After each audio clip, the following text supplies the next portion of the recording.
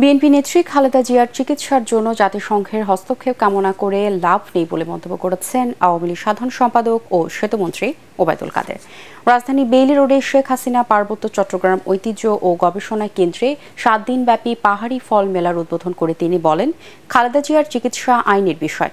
এ সময় সাধারণ সম্পাদক আরও বলেন, ভারত বাংলাদেশের রাজনৈতিক ও চীন উন্নয়নের বন্ধু।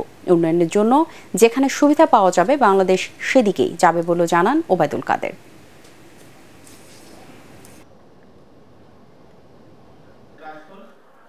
জাতিসংঘের হস্তক্ষেপ কামনা করছেন কে? শুনে জাতিসংঘের কথা। জাতিসংঘের কথা যুদ্ধ কি বন্ধ হবে? জাতিসংঘের কথা ইউক্রেনে রক্তপাত কি বন্ধ হয়েছে? যুদ্ধ কি বন্ধ হয়েছে? জাতিসংঘের কথা কঙ্গোতে বিবাদ কি বন্ধ হয়েছে?